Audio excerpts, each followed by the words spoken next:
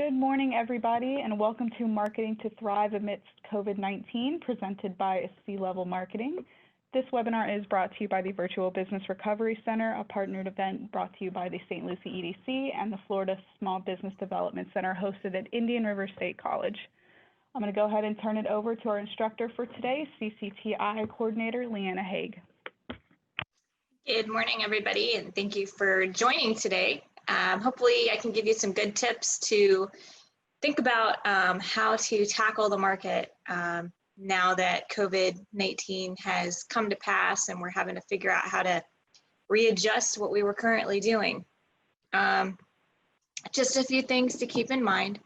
Any questions that you have, go ahead and put them in the chat and we will answer them at the end of the presentation. So definitely encourage you guys to ask questions. That will make this presentation be that much more valuable for you. If you can, think about things that you really want to know, please definitely put them in the chat and we'll be speaking on that after. We're leaving 15 minutes for Q&A. So again, really want to encourage you to write down some questions in the chat so that way I can definitely provide as much value to you as I can today. As far as who am I? I'm the owner of C-Level Marketing. So I actually own a local business here along with you guys. So I'm definitely feeling the struggles that a local business owner goes through. Earned a Bachelor's of Science in Administration at UCF. And basically, I've been doing marketing, past 20 years, I guess, at this point. Between small and large businesses. Basically, I've worked from everybody to Allstate, to Jeppesen, to local businesses. And so my focus really is SEO, website development, and helping local businesses get themselves up and online. I started C-Level Marketing in 2009, and I've actually been working with the CCTI to bring workshops to the community since 2010. So I definitely enjoy working with local businesses and feel blessed that I'm still able to do so. So when we start off this conversation, I want you to think about, what does your customer or prospect look like? We're actually going to go into more detail on this, but think about if you were to really paint out what a customer or prospect look like, to really think about what that would be. You want to decide what products and services you want to promote and prioritize that, because we all want to be as deep in our product services or our product offerings as we want. But at the end of the day, we need to really think, what is my core product or service that is solving somebody's problem? And you want to really hit them with that first, because particularly now with COVID, people are really wanting to know, how are you going to solve a pain point for me? Develop an internet marketing strategy. And so this is really just thinking about what tactics you're going to be utilizing, what's your messaging going to be. And then of course you want to tie that business strategy to your internet marketing strategy. So anything you do online, you want to bring back to stuff that you're doing in person or in your store or things like that. We're going to talk about search terms. It's really important for you to research what your search terms are, what people are looking for you online. And we're also going to talk about measurement. You really want to think about, what worked in the past so you can apply successes in the past to the future. Or start measuring how people are reacting to things now so you can see, now that we're in a pandemic environment, how are people reacting to my content and things that I'm doing. So we're going to go through some 5 steps. And I want first to evaluate your personas. So this is getting into the piece of defining your customer or prospect. So when you're thinking about a persona, you want to base it off your keyword research, which we're going to go into in just a minute. But you want to think about, is my customer or prospect that I'm targeting, or actually in this standpoint, is the prospect that I'm targeting? What's their gender? What's their age? What's their approximate income? Hobbies and interests, what do they do for fun? What are their pain points? So what do they struggle with? And this is really important to consider, because when you can figure out what somebody's pain point is, and you can determine that you can solve a pain point for them, then that's something that's really going to connect, because people are going on the internet, particularly Google, looking for solutions to their problems. So if you can present that solution, that will make you valuable. And you want to think about, what are they trying to accomplish? How can you help them accomplish maybe personal goals or professional goals? Okay. And most businesses have several different buyer personas. So, you can have one for business to business. When you're doing business with other businesses, you can do it business to consumer. So the people that might walk into your store, so you're going to have different personas. At least at a minimum, you're going to have two for your business to business side and the business to consumer side. So this is just an example of, what a persona can look like. You don't have to spend a ton of time making it look pretty. It can just be a Word document. But this is just something that was nice for me to kind of visually present. This is an example of a shoe company. And this is a profile of a person that had narrow feet. Okay, so they shop online for shoes, or actually the reason that they shop online for shoes is because they have narrow feet and they can't find the shoes that they want in a store. So basically the pain point that Monroe American is solving is that they offer narrow shoes to this particular persona. So they're saying they're targeting people that are female, mid-30s, talking about their motivations, their goals, their frustrations, and they've even pulled in what other customers have said about, being able to find shoes that fit their feet. So this is just one example of a persona. You can see that they've targeted, the type of occupation this type of person might have, the income this person might have. And so I encourage you guys to sit down and do something like this. Here's another persona. Now this goes into a lot more detail, so this gives you another example. But this is Sarah's student. Okay, so this is a persona that is talking about, if I'm a coffee shop, what are the different type of personas that I'm going to be targeting? And one of those personas is going to be a student. So it details, what is her schedule? And to a coffee shop, that makes sense to think about her schedule, because when do people go get coffee, right? Think about their background, finances. Are they going to be able to afford your coffee? Online behaviors, what they're looking for. So what's a goal? How can you help them solve a goal? So you can see where it says a place to decompress. So can your coffee shop help her decompress, right? Influences, brand affinities, hopes and dreams. Are there any things that you can do to kind of help your persona reach their hopes and dreams, solve their worries and fears? This is a big one with COVID now. You need to think about, how can you solve worries and fears of your customers, make their life easier, be a fun and relaxing atmosphere, like it says on here. So, take these bullet points. Again, this could very easily be made into a Word document. Take these bullet points, and I really encourage you guys to think about, what are the personas for your business or organization. So that way you can really be laser focused on who you're targeting online, because the internet's a very big place and you need to really be super specific so you can get the most bang for your buck out of any advertising and the efforts that you're doing. So you want to put yourself in your prospect's shoes, find out what they're thinking and feeling. Think about some of the pain points that they're dealing with right now. They're working from home. They're trying to keep the kids busy. Now that it's summer break, school's out, right? But they're still having to work at home. Are they trying to stay fit and healthy while in quarantine? These are some of the pain points and things that they're dealing with right now. Are there new opportunities to share your product in a different ways with these people or with different people?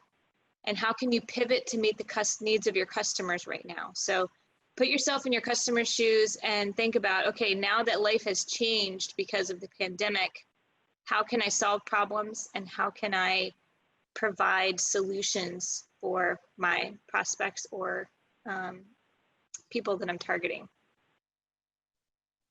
So step 2 is we really need to think about our internet marketing strategy, because there's been a huge shift to e-commerce and just shopping, looking for what we need online, essentials online here in the pandemic. You know, not being able to go to the grocery store or limited access to the grocery store, as an example, is, you know, something that was not an issue before. And so, you know, let's look at how this has affected the American public. So at the very bottom, it's kind of where everybody started out. They went into survival mode. This is where we bought up all the toilet paper, which is still beyond me. So they bought up all the toilet paper. They went panic shopping, you know, 96% increase in canned food and 234% increase in disinfectant wipes. And, you know, let's get everything crammed into our house. We, as Floridians, could almost compare it to hurricane shopping, except instead of worrying about water, people were worrying more about toilet paper. But anyways, stocking up and preparing for the unknown. So that was kind of the first step. The second was embracing the quarantine. It's like, okay, we're going to be doing this for a while, so I need to think about insourcing. So there was a 13-time increase in bread machines. So people are like, okay, well, it's going to be easier for me to make my own bread. Let me just get a bread machine. Or a bed desk. Okay, so people having to work from home, but still needing a place to escape from the kids, buying a bed desk. Or board games. So we have to keep the kids entertained.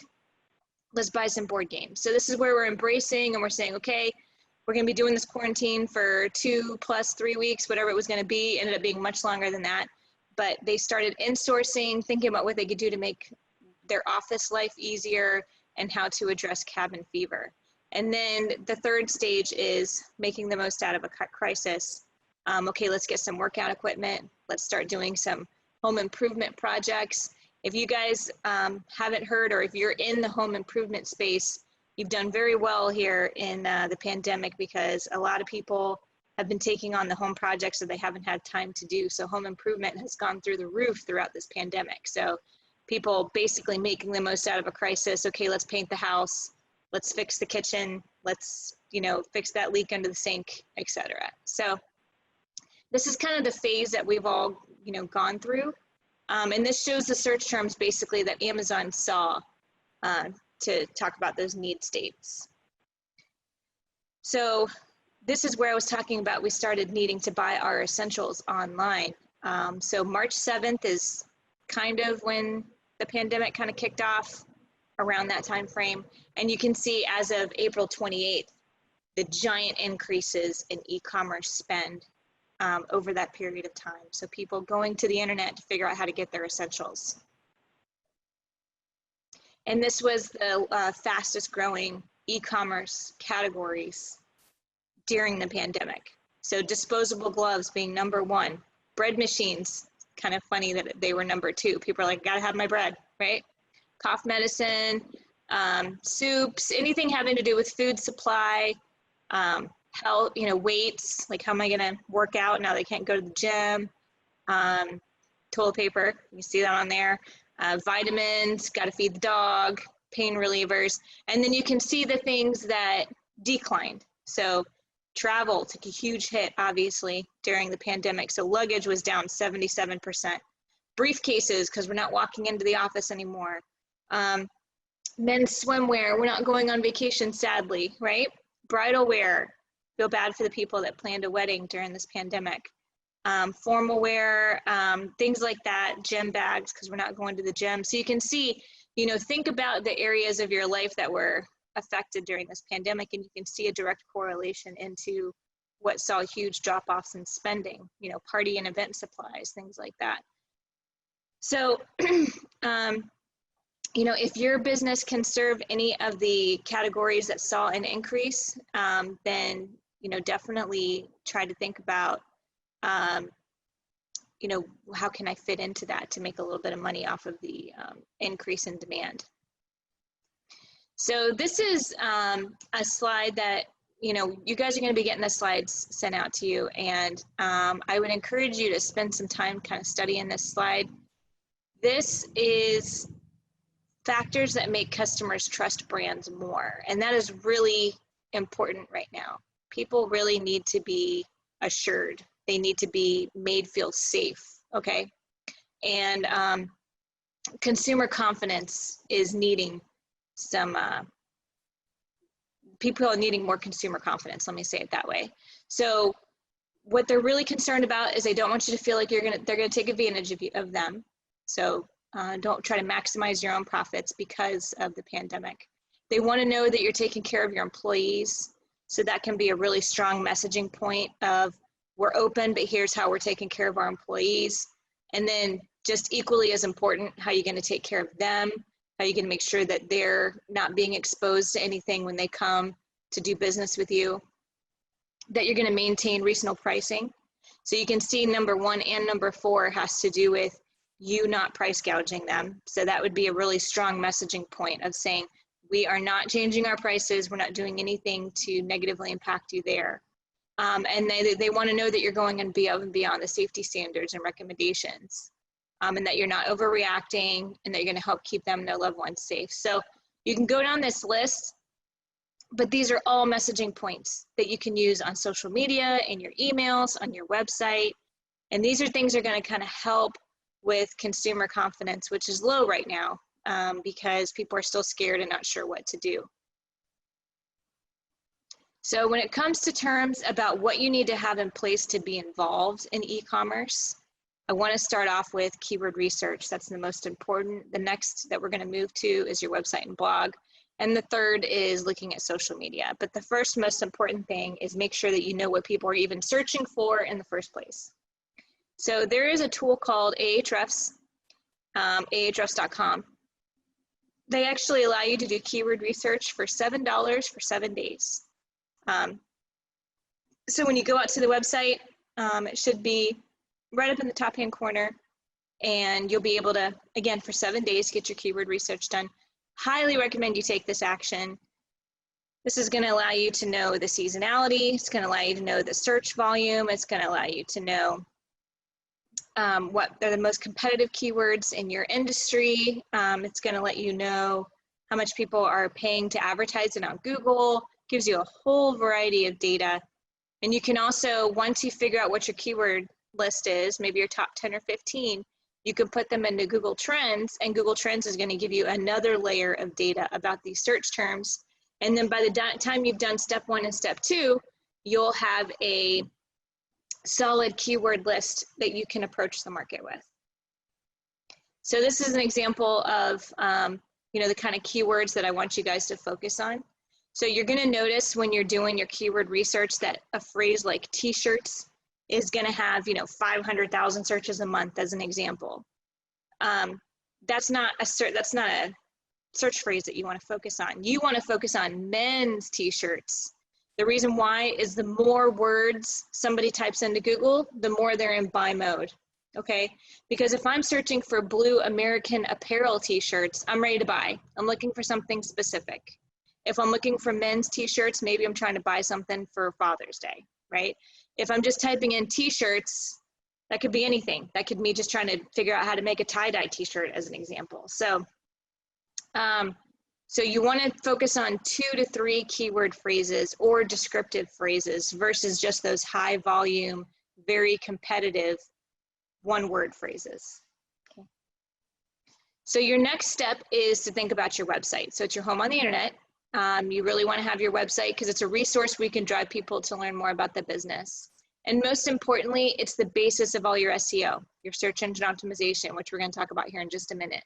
If you don't have a website and you're doing all this promotion on social media, you're losing an opportunity for people to get credibility about you by seeing testimonials and seeing other services that you offer, and then also being able to learn more information about you. So really, really important for you to have a website, and beyond that, at this point, to have an e-commerce website, since people are more prone to be buying things online right now. Search engine optimization is the process of improving volume or quality to a website. So basically, the earlier or higher a site appears in the search results, so we always want to be showing up on that first page. And you can target, image search, local search, video search. But basically, you're trying to show up when people are doing searches for you. There is a great tool google.com/analytics. I really want to encourage you guys to stick on your website if you haven't already. It gives you great data around how many people have visited, where they're visiting from. It'll even get down into the specific city. It'll tell you if 500 people came from Port St. Lucie. It'll tell you if people found you doing Google searches or whether they found you just by typing in directly your brand name. I mean, there's 3-day workshops just on Google Analytics, honestly. So lots and lots of data on Google Analytics. So really encourage you to put that on your website, and that will definitely help your SEO efforts and just seeing how you're doing in your marketing efforts. And I would be remiss when it came to SEO without talking about Google Places. When you do a Google search, your Google Maps listings is like one of the very first things that pops up. So if I'm typing in like hairstylist Fort Pierce, the Google Maps listing is going to be one of the first things that's going to pop up, and it's free. So they rank above organic search, which is what I just said.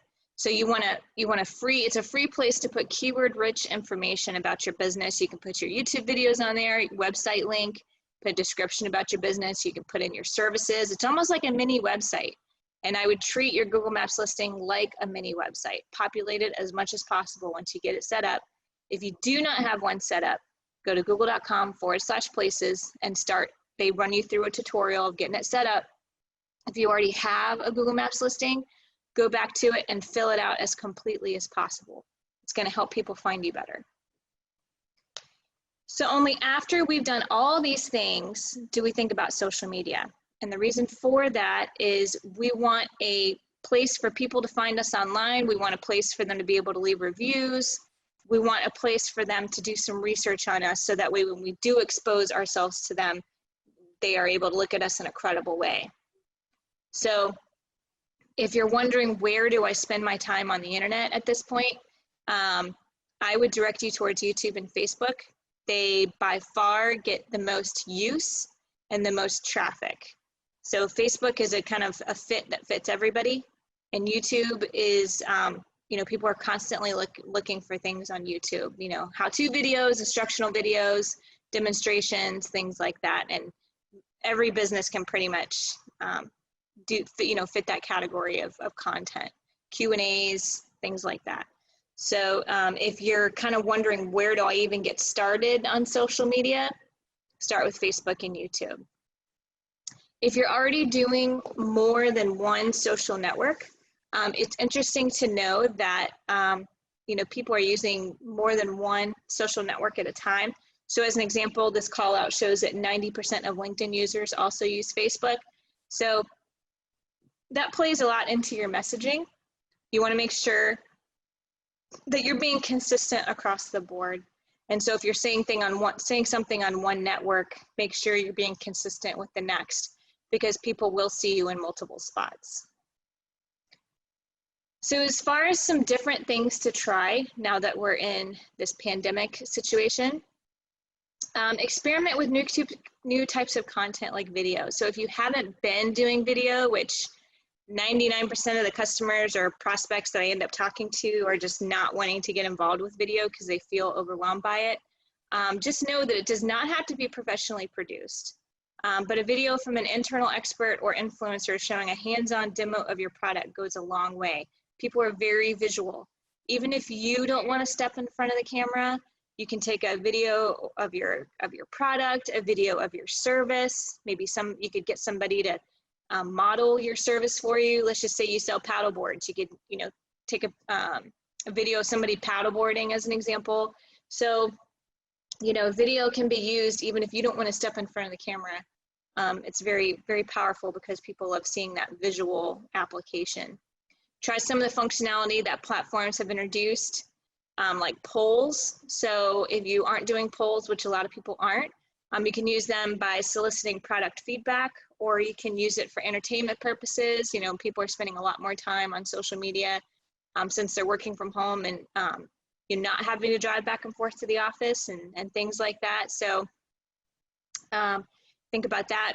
Spend more time listening. So look at the comments on your posts, how they're commenting on your competitors' posts and influencers, and see what people are saying about their pain points. Maybe they're telling your competitor what a pain point is, and you can take that information and say, okay, well, let me figure out how I can address that. And get your customers engaged with calls for user-generated content. So, you know, user-generated content can be very powerful. You can, you know, have somebody take a picture of them utilizing your product or service and then share it to you, and then that's something that you can use for marketing.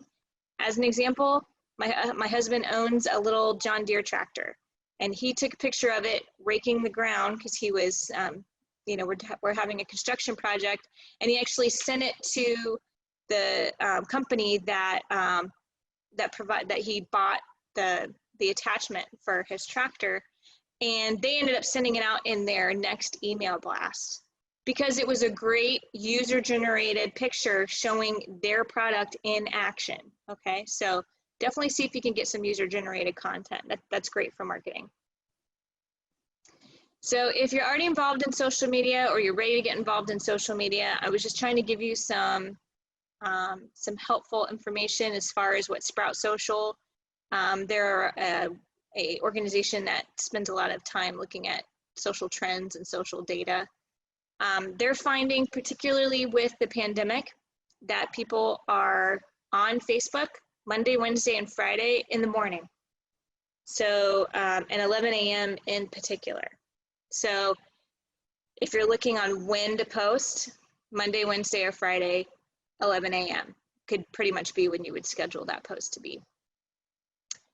For Instagram, it's Monday, Tuesday, and Friday at 11, or Tuesdays at 2.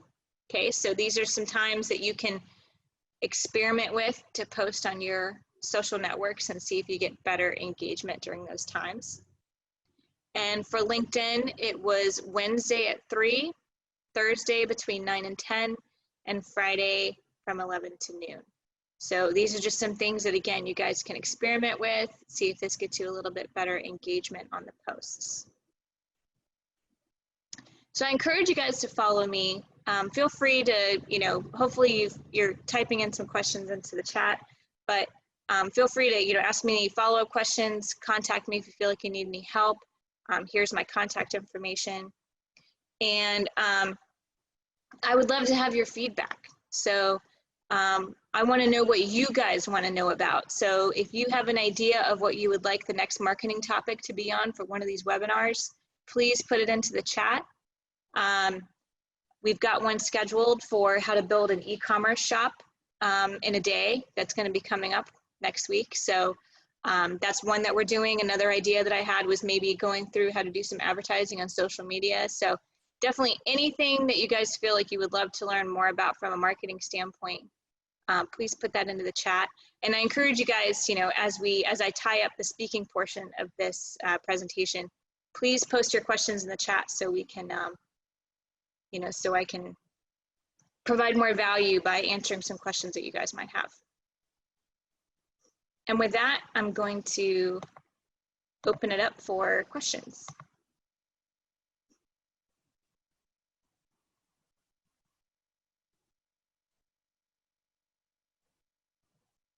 I'm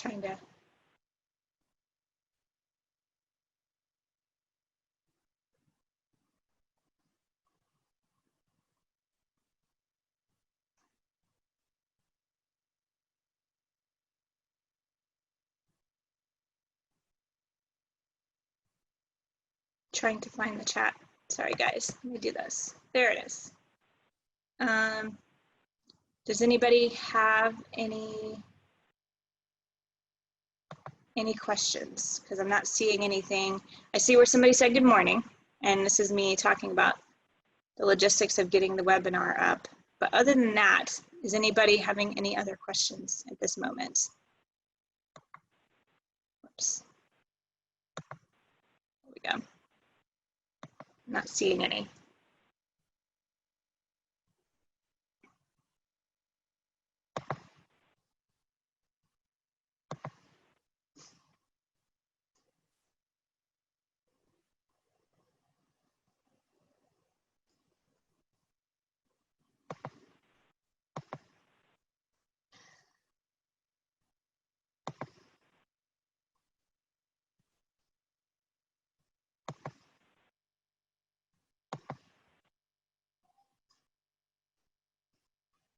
All right, well, I think we're going to wrap it up.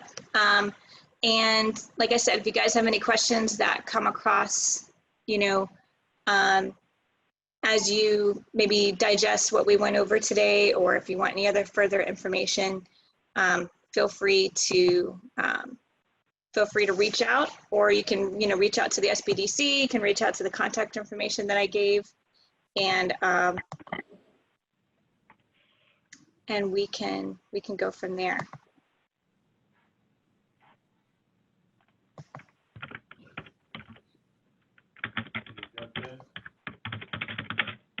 I am not able to see the chat right now. Sorry, guys.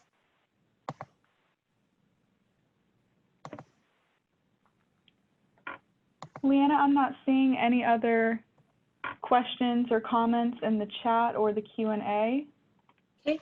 So I think we're good to wrap up for the day. All right. Well, thank you guys for joining. Thank you, and please do join us again at 2 p.m. today for another segment. We're going to have a webinar on Open, but now what? How to win back the trust of the American consumer, brought to us by Patrick Arcement. Again, that's at 2 p.m. So we hope to see you all then. Okay, thank you, everyone.